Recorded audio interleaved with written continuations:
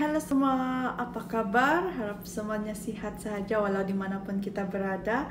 Hari ini Examanda kembali lagi dengan perkongsian yang terbaru, dengan tajuk yang lebih baik, dengan lebih berinformasi orang cakap. Jadi baru-baru ini heboh di dalam Facebook warga Malaysia di Australia mengenai seorang perempuan yang menipu. Konon-kononnya dia boleh tolong pergi ke Australia dan perlu bank in duit sama dia lah. Jadi rupa-rupanya selepas kena bank in dia hilang. Jadi inilah perbualannya itu. Boleh nampak di sini. Oke, jadi tajuk hari ini Examandak ingin mengupas tentang datang ke Australia tanpa permit kerja yang sah. Oke, peringatannya. Alright. Satu, apa dia?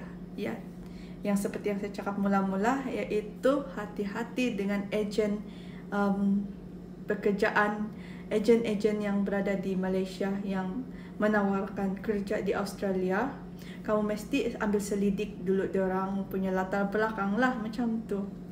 Sebab kebanyakan mereka ambil kesempatan dengan keadaan ekonomi kita di Malaysia yang sekarang tidak berapa baik. Semua barang naik, semua minyak, petrol, diesel pun naik, bahan makanan pun naik, tetapi gaji tidak naik. Itulah ramai orang Malaysia yang datang di sini. Tapi perlu diingatkan ya, kalau kamu mau datang di sini, kamu mesti bersedia dengan beberapa hal ini, yaitu satu, berhati-hati dengan ejen pekerjaan yang menawarkan kamu kerja di sini. Jadi seperti contoh kawan kami pada 2016, dia telah mengikut ejen untuk datang ke sini sebab dia tidak kawan-kawan di sini, dia tidak info pasal kerja-kerja di sinilah. Jadi dia bayar ejen untuk datang ke sini. Oke. Keseluruhan yang dia bayar mau dekat 8,000 juga dia bilang. Oke, itu baru kos mau datang ke sini, termasuk dengan wang saku sekali lah. Dan sampai di sini, kebetulan pada masa itu bulan 4, musim anggur sudah mau habis. Jadi kerjanya belum ada ya. Sebab selepas musim anggur, kerja yang ada adalah rolling dan pulling. Apakah rolling dan pulling itu? Saya akan cerita. Itu saya akan cerita lain kali sebab ia akan mengambil masa yang lama. Jadi secara ringkas, dia datang ke sini waktu bulan 4 dan tidak kerja time itu. Anggur pun sudah mau habis dan kerja yang ada yaitu rolling pulling sahaja, dan itu tidak boleh buat duit ya untuk orang baru, terutamanya kalau tidak orang yang mau ajar kamu macam mana cara untuk mencepat. Oke, jadi itu yang pertama. Kamu mesti ambil selidik, mesti mau ambil selidik orang itu atau agensi itu, sama ada dia betul-betul mampu memberikan kamu permit kerja yang sah ataupun hanya sekadar untuk datang ke sini tapi tanpa permit yang sah. Kalau kamu sudah sampai ke Australia tanpa permit kerja dan hanya bisa pelancong macam tu, ada cara yang lain. Tapi kalau kamu biarkan kamu tidak permit kerja dan hanya bergantung pada visa pelancong untuk bekerja, sebab ada orang juga kawan-kawan kamu yang kamu dengar datang sini dengan visa pelancong dan masih sebab sampai sekarang. Oke, itu mungkin dong punya tuah, tapi kamu mesti hati-hati juga ya, sebab kalau kamu datang tanpa permit kerja, kamu akan hidup dengan penuh macam rasa sentiasa takut dengan kalau tinggal di farm kan, kamu akan sentiasa takut bila akan kena ambush, ada immigration datang untuk serang tu farm. Sebab saya sudah mengalami, saya datang di sini dengan visa pelancong, tapi dalam tempo mengurus visa kerja saya tu, saya bekerja dan itu yang terjadi kepada saya. Dan penat sekali, berapa kali sudah kami di dalam farm dan tiba-tiba kena ambush. Jadi lari ke mana? Lari ke hutan. Macam tu. Seperti yang kamu tahu, yang bekerja tidak sah di Malaysia dan di mana-mana pun yang berada lah. Oke. Itu yang kedua. Kamu akan rasa sentiasa was-was, takut dan tidak senang hati lah begitu. Itu kedua ya. Yang ketiga, kamu susah untuk setelah kamu rasa macam takut-takut itu, ketiganya kamu akan susah pergi kemana-mana sebab ada kawan-kawan yang akan coba kasih takut-takut kamu, macam yang terjadi sama kawan kami pada 2016 tuh. Dia bilang, jangan kau pergi sana, jangan kau pergi sini, nanti tiba-tiba ada polis datang, ada immigration datang untuk serbu kamu. Nah, jadi dia terkongkong di dalam farm tu sajalah, dalam macam tu, takut mau keluar pergi mana-mana. Itu kedua.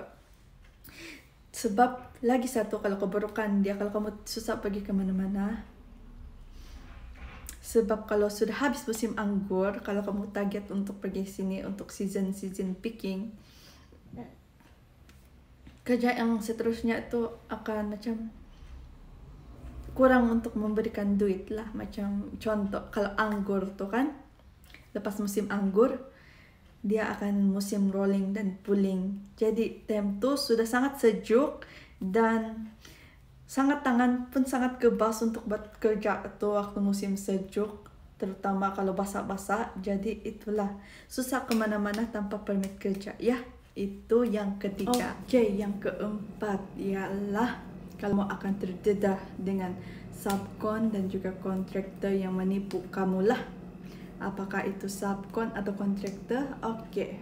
Kalau kerja di sini, kamu akan kalau kamu ada visa, kamu akan direct ke farmer dengan melalui laman web Medek ataupun job seeker ataupun job aktif macam itulah. Kamu akan direct pergi ke farmer tu dan bekerja dengan dorang. Tetapi kalau kamu tidak work right dan kamu tidak permit kerja, maksud saya kamu akan under dengan kontraktor dan subkon. Oke, contoh kalau farmer bayar gaji pekerja tu RM3.50. Bukan RM3, oke.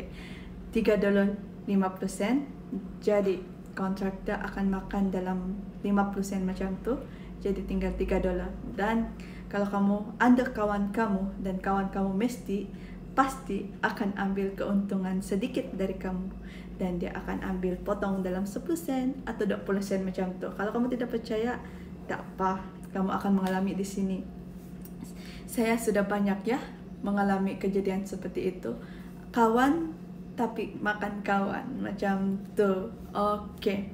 Jadi itu adalah bahayanya kalau kamu datang sini tanpa permit kerja. Kamu akan terdedah dengan subkon dan juga kontraktor yang menipu kamu.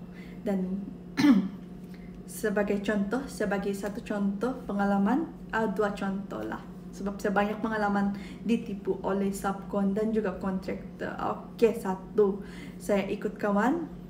Time tu kami belum tahu apakah nama itu subkon ataupun iyalah, kami belum tahu kawan itu boleh jadi subkon kami lah. Kami ikut dia pada 2018 dan kawannya itu kawan kami kenal di tempat kerja di Queensland. Oke.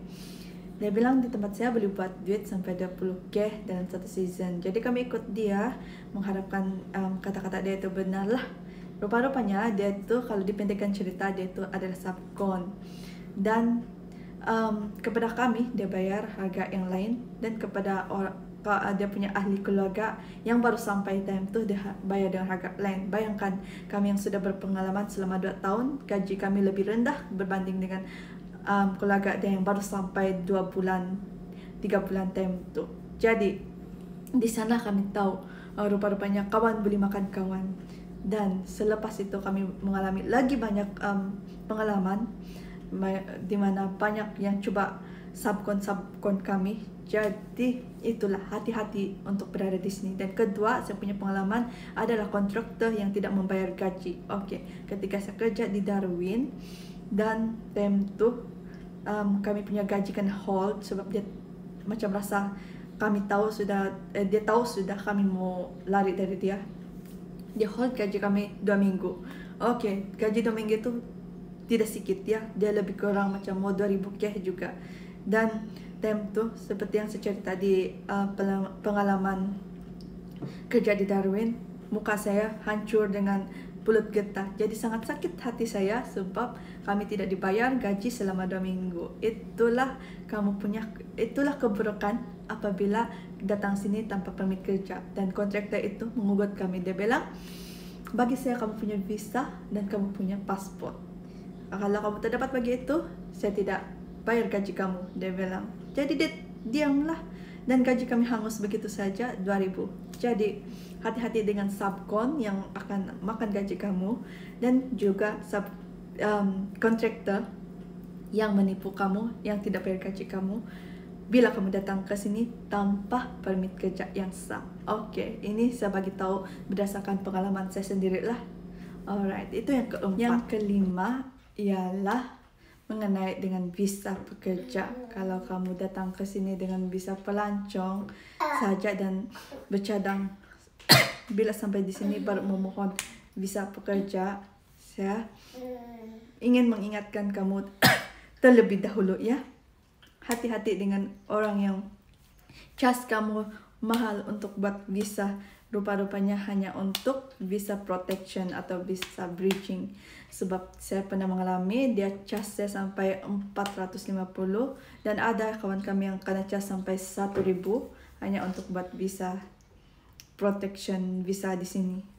Tapi kalau visa protection memanglah dapat visa pekerja kalau kamu tidak lebih daripada 3 bulan kamu apply protection visa di sini. Tetapi selepas 3 bulan dan kamu kena buat bridging visa di sini, kamu hanya akan dibagi visa C, dan visa C tidak akan diberi permit kerja untuk di sini, dan kamu perlu apply lagi work right, yaitu permit kerja, dan itu adalah charge yang lain lagi dong akan tawarkan sama kamu.